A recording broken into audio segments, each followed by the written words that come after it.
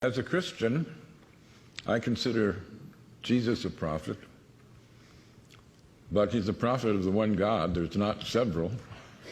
As a Christian, I worship Allah. In the Quran, they ask Allah, through Muhammad, how they should pray. And here's one of many creeds in the Quran. We believe in God and in what was sent down to us and what was sent down to Abraham, Ishmael, Isaac, Jacob, and the 12 tribes, and what was given to Moses, Jesus, and all the prophets by the Lord. We make no distinction between any of them, and we devote ourselves to him in all of them. That's a very inclusive creed. The narrow definers of Judaism sometimes say that the chosen people are the circumcised, and narrow believers in Christianity sometimes say that the chosen people are the baptized. But the Quran says God's chosen people are all the monotheists from the beginning of the creation. And when we think of the succession of prophets, they're given great praise. Muhammad praises Moses.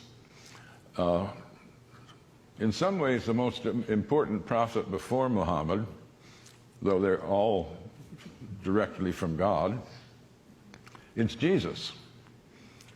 Jesus is given a bigger accreditation than other prophets. John the Baptist is made a prophet so that he can prophesy Jesus. Mary, his mother, is the only woman named in the Quran. No wife of Muhammad is named. There's no Adam and Eve, there's Adam and spouse.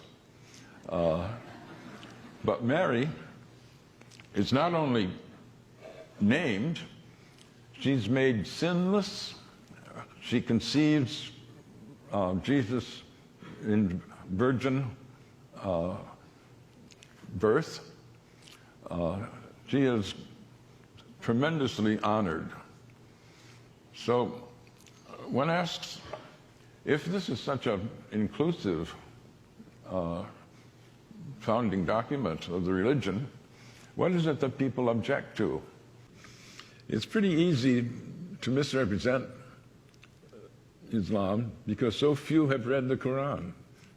This book I published is a product of my shame. I was embarrassed.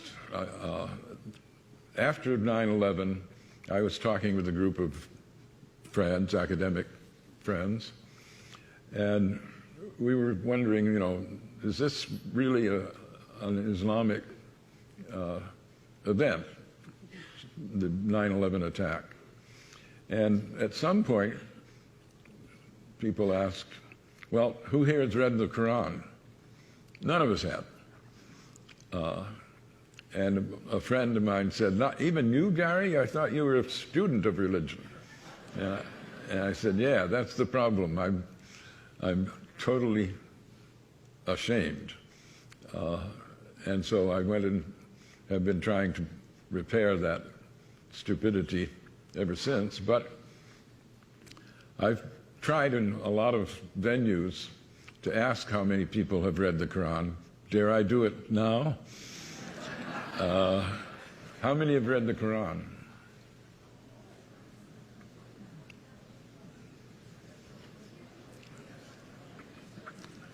A minority, certainly.